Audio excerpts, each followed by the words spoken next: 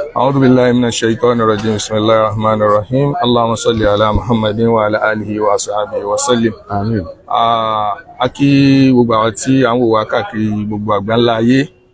Mo wà pẹ̀lú àwọn Professor wa Barrister Saddam ní ilé ẹjọ́ magistrate tìlú Ìlọrin lẹ́nu. Lérí kéèsì Abdulrahman èyí tí wọ́n fi ẹ̀sùn kàn wípé ó pa Hafsa. Bàbá. Yes, sir. Ilé ẹjọ́ la mo fẹ́ kẹ́ dárúkọ yín fún gbogbo ara yín kẹ́sì kí wọn. Èmi ni Fọlọ́runṣọ́ Ahmad Hussein tí gbogbo ayé mọ̀ sí Saddam Fàgbà. Mo kí gbogbo ẹ̀yin tẹ́ ń wò wá káàkiri orígun mẹ́rin ayé. Ọlọ́run ní jẹ́ ká ṣírin o. Àní sì ṣe tọmọtọmọ o. Oríṣiríṣi ìpè ni mò ń gbà látijọ́ òní nípa wípé àmọ́ gbọ́ kankan mọ́ nípa kéèsì ọmọ yìí wọ́n ní wọ́n ti fọwọ́ bò wọ́n ní wọ́n ti ṣe kíní kan mọ́ ní kò rí bẹ́ẹ̀ tí déètì tí ilé ẹjọ́ bá fún yàn tí ò bá ti pé ẹjọ́ ò ní tì í lọ náà ni. Mo fẹ́ kí ẹ sọ nǹkan tí ó ṣẹlẹ̀ nílé ẹjọ́ kẹ́ bá ṣàlàyé rẹ̀ fún gbogbo ayé torí gbogbo ayé ní fọ́lò kéèsì. Tí Ọlọ́run bá sì fún yín ní àǹfààní àti mọ àwọn kankan tó ṣẹlẹ̀ before kí déètì kéèsì ó tó pé ẹ lè bá wa narrate. Mo dúpẹ́ fún opportunity tẹ́ fún mi láti bá gbogbo àwa olùwò wa sọ̀rọ̀ káàkiri orígun mẹ́rin ayé. Gẹ́gẹ́ bẹ́ẹ̀ ṣe mọ̀ tí afáwa tó moderate ọ̀rọ̀ yìí ṣe sọ nísìn. The last time tá a wá sí court a ṣàlàyé ní tó ṣẹlẹ̀.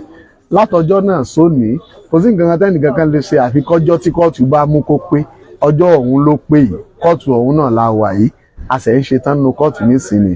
Oríṣiríṣi ìpele mi náà gbà kódà àwọn èèyàn wá mi wá ọ́fíìsì wọn wá mi wálé wọ́n ní wọn ò ti gbé wọn wá kóòtù mọ́ wọ́n ti gbé wọn lọ Àbújá wọ́n ti fọwọ́ tẹ̀ mọ́lẹ̀ mo ní kò sí ní tó jọ bẹ́ẹ̀ a wà ní kóòtù ní the last time and alhamdulillah láàárọ̀ yìí àṣẹ jáde nínú kóòtù nísìnyí náà ni àwọn ọ̀tẹlẹ̀múyẹ́ tí wọ́n ń ṣe ìtẹ̀síwájú ìwádìí further investigation tá a sọ níjọ́ òní wọ́n gbé wọn wá sí kóòtù lónìí àṣẹjọ túká wọ́n ṣẹ̀ dá wọn padà lọ nísìnyí náà ni lórí ìṣẹ̀lẹ̀ ní kóòtù lónìí wọ́n á fún kóòtù lábọ̀ náà ni pé wọ́n ti fẹ́ẹ̀ parí àwọn ìwádìí tó kù tí wọ́n ń ṣe wọ́n máa ti ń parí ẹ̀ tán wọ́n gbé wọn lọ sí wọ́n tẹ̀ ti fún wa ní déètì high court tí wọ́n ti arraign wọn ní 15th of this month that's next week Tuesday kọ́lọ̀ kó jẹ́ ká mọ̀ bẹ́ẹ̀ dáadáa so mo fẹ́ kí gbogbo wa kí á fọkànbalẹ̀ wípé òdodo òdi ọ̀rọ̀ yìí yóò fojú hàn ìdájọ́ òdodo láàsì rí ń bẹ pẹ̀lú ògo Ọlọ́run àhesọ wípé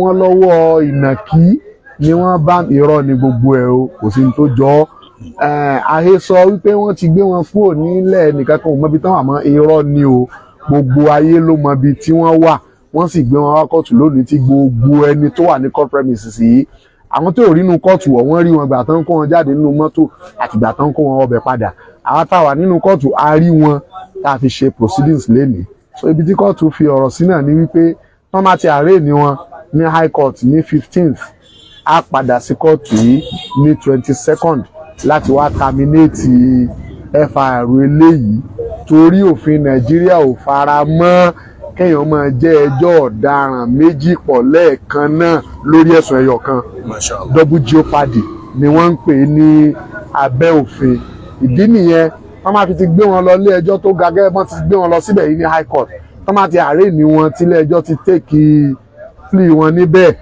tọ̀ automatically ẹjọ́ ti bí yìí a gbọ́dọ̀ wá terminate rẹ̀ and nta adjourn sí 22nd of this month sí nìyẹn ká fi rí kíní ó ṣẹlẹ̀ ní high court tí nta fẹ̀mí sí ní high court tó bá ti ṣẹlẹ̀ on the 15th that is next week Tuesday pẹ̀lú ògo Ọlọ́run á wá sí kóòtù ti bí ní 22nd láti wá terminate ti bí high court ó máa wá bá ẹjọ́ lọ ní òkè lọ́hùn nígbà tó já sí wípé ordinarily high court náà ló ní agbára láti ṣe ẹjọ́ irú ọ̀ràn tí òfin sọ wípé wọ́n dá ó ti rí nù.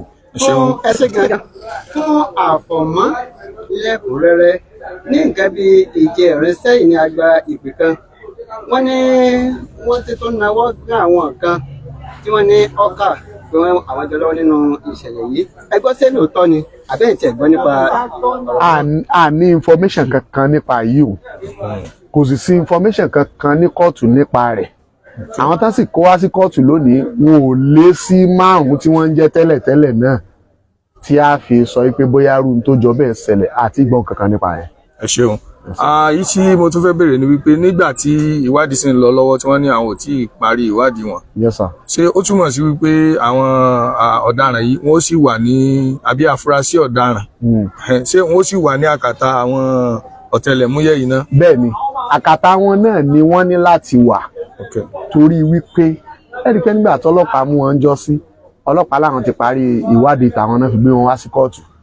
Mo dẹ̀ sọ ní the last time wípé security intelligence report ni wọ́n ló dé tí àwọn ọ̀tẹlẹ̀múyẹ́ fi lọ́ọ́ béèrè pé kí wọ́n yọ̀ǹda wọn fáwọn káwọn fi ṣe further investigation. tó sì bófin mu bẹ́ẹ̀. tó àkóso tako òfin rárá. Mashallah. So bí wọ́n ṣe wá wà ní àkàtà wọn yẹn ni ó jẹ́ kí ìwádìí tó fẹ́ ṣe ó rọrùn ló jẹ́ kí wọ́n béèrè kí wọ́n máa bẹ ní àkàtà wọn lópin ìgbà tí wọ́n sì fíìlì pé àwọn sì nídìí wọ́n lè nídìí àti bí wọ́n ní anything at any time ìdí tó fi tọ́ kó já sí pé àkàtà ni wọ́n wà fún ìwádìí tí wọ́n ń ṣe nìyẹn lópin ìgbà tí ìwádìí náà ò dẹ̀ tí ì parí tí ń ṣe ń lọ lọ́wọ́ àkàtà wọn náà ni wọ́n sì wà títí dìgbà tí wọ́n bá ní tọ̀ ẹ̀bẹ̀ táwọn bẹ ilé ẹjọ́ pé kẹ́ yọ̀ǹda wọn fún àwọn káwọn fi ṣèwádìí àwọn ti parí rẹ̀ ó wọ́n dá wọn padà sí ibi tí wọ́n ti lọ́ọ́ kó wọn ilé ẹjọ́ ti yọ̀ǹda wọn fún wọn wọ́n dá wọn padà síbẹ̀. Ẹ ṣeun gan. Ǹjẹ́ ìwádìí wọn tí wọ́n ń ṣe yìí ṣé ó lè ṣèrànlọ́wọ́ fún ilé ẹjọ́ lórí àwọn tí wọ́n ti kọ́kọ́ mú tẹ́lẹ̀ àbí ìgbà táwọn ọlọ́pàá ti parí ìwádìí lérí àwọn eléyìí àwọn àjọ ọ̀tẹlẹ̀múyẹ́ yìí wọn ò lè nífàní àti ṣe ìwádìí lérí àwọn tí wọ́n mú pẹ̀lú Abdulrahman? ṣe rí ìwádìí tẹ̀síwájú tí àwọn ọ̀tẹlẹ̀múyẹ́ ń ṣe ẹ jẹ́ n káyé ìrìn èèyàn tí ó ṣe ń fàní fún yóò ṣe ń fàní fún gbogbo aráàlú tí ń fẹ́ ìdájọ́ òdodo lórí ọ̀rọ̀ ọ̀hún. Mashallah. torí àwọn náà fẹ́ tan searchlight wọn sí ibi tí wọ́n fìlì kó ṣókùnkùn tí ètí jáde ń bẹ̀ ni ẹ sì rí i pé látara àbájáde ìwádìí irú bẹ́ẹ̀ táwọn bá ṣe yóò fún gbogbo àtàwọn wo ètò yìí tá a sì ń fọ́lọ́ ọ̀rọ̀ yìí káàkiri orígun mẹ́rin ayé ní opportunity àti mọ̀ pàápàá kí ló tún wà ńbẹ̀ tó sápamọ́ tí ò tí ì yọjú tẹ́lẹ̀tẹ́lẹ̀. One àkọ́kọ́ nìyẹn ẹlẹ́ẹ̀kejì ó súnmọ́ kó ṣèǹfààní fáwọn tí wọ́n ti mú lọ́wọ́ yìí ẹni tán bá rí i pé kò ní nǹkan kan tó yí i lára nínú ẹ̀sùn yìí ìwádìí wọn ò fi hàn gbogbo ayé bẹ́ẹ̀. Mashallah. Àti bẹ́ẹ̀ bẹ́ẹ̀ lọ. So gbogbo ẹni tó bá ní interest lórí ọ̀rọ̀ yìí ni ìwádìí tí wọ́n ń ṣe lọ́wọ́ yẹn ó ṣe ìǹfààní fún látara àbájáde tán bá bá jáde. Àdúrà tèmi ó ṣe ni pé àwọn tí ń ṣèwádìí Ọlọ́run máa ṣàbá wa fún wọn ṣe. Ọlọ́run kó mọ̀ jẹ́ kí wọ́n sì ṣe. Gbogbo wa náà ká mọ̀ sì ṣe láàyè wa. Ẹ ṣeun gan, a dúpẹ́ fún yín. Ọlọ́run bá wa san yín lẹ́san. Àmín ya Allah. Àmọ́ bẹ́ẹ̀ barista Adémọ́lá Àjàsá nígbà tí ọ̀gá ti sọ̀rọ̀. Ọ̀gá ti fọ́ gbogbo ẹ̀ wọ́n ti fọ́ sí wẹ́wẹ́ tó kò sí kankan tẹ́mi lè sọ wọn gbogbo tẹ́ fẹ́ béèrè àti tí everybody fẹ́ mọ̀ òun náà ni. Ẹ̀bọ̀ yín béèrè ìbéèrè kan lọ́wọ́ yín tí n ti béèrè lọ́wọ́ ọ̀gá ó ní wípé a mọ̀ yín gẹ́gẹ́ bí lọ́ọ̀yà fún Ògo Ìlọrin kí ni stáǹdì Ògo Ìlọrin lérí ẹjọ́ tí ń lọ yìí kí ni stáǹdì ẹ̀ because àwọn kan sì ń rò pé bóyá Ògo Ìlọrin ò ní ọwọ́ nínú kéèsì yìí mà bí wọ́n ti jùúlẹ̀ a fẹ́ kí ẹ jẹ́ kí gbogbo ayé mọ ìdúró Ògo Ìlọrin ní orí kéèsì náà. Gẹ́gẹ́ bí lọ́ọ̀yà Ògo Ìlọrin Ògo Ìlọrin sì ní interest Ògo Ìlọrin sì ní interest lórí kéèsì yìí in fact every day òun ni aṣíwájú wa tó jẹ́ president Ògo Ìlọrin tí a mọ̀ sí bàbá Bariga bàbá wa Sheikh Abdulkareem Adio Mobolaji Muritado tí ànagijẹ wọn jẹ́ bàbá Bariga so gbogbo gbà ni wọ́n máa ń ro wá lóko pàápàá jùlọ èmi tí mo jẹ́ lọ́yà Ògo Ìlọrin pé lọ́yà Àjàsá kéèsì yìí o ẹ gbọ́dọ̀ fi ṣeré o gbogbo ibi tí kéèsì yìí bá ń lọ ẹ gbọ́dọ̀ make sure pé ẹ follow help láti ensure pé ìdájọ́ òdodo ó ṣẹlẹ̀ nínú kéèsì yìí fún ẹbí Hafsat àtàwọn parent ẹ̀ so ní gbogbo ìgbà ní ìṣẹ́jú àti ní àsìkò ni a fi ń wà pẹ̀lú àwọn prosecutor tí wọ́n fẹ́ fight fún ìdájọ́ òdodo lórí kéèsì yìí so àwa náà dẹ̀ wà pẹ̀lú wọn a dẹ̀ ń try láti ṣiṣẹ́ together láti ensure pé àjọ ṣiṣẹ́ láti rí i pé a rí justice tí gbogbo wa táyé à ń béèrè fún. Ẹ ṣeun gan, a dúpẹ́ fún yín, Ọlọ́run bá wa san yín lẹ́san rẹ̀.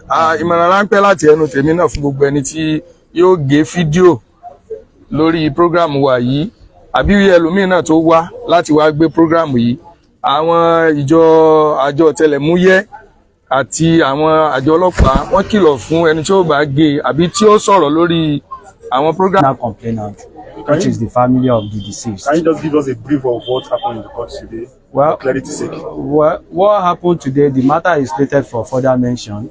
And when the matter was called, all the defendants, the 5 of them were present, and the prosecutor informed the court that they have already filed a charge at High Court against all the defendants, but they are still waiting for the arraignment at High Court, which is coming up on the 15th of this month, which is next week Tuesday. And upon the arraignment of the defendants next week Tuesday, they will need to come back to court to come and inform the court formally, so that the court can terminate the proceeding before it. Because it is tried law that a two case can never be initiated against single person or against the same parties, where the subject matter and even the parties and the parties are the same. So therefore, there is need for them, after the arraignment next week Tuesday, to come back here and inform the magistrate court that they have been properly arraigned at the High Court. Then they will now terminate the case at the magistrate court. That's what happened today. Your name once again, sir? I am Abdulkadir Ademola Abolaji Ajasa. You are welcome.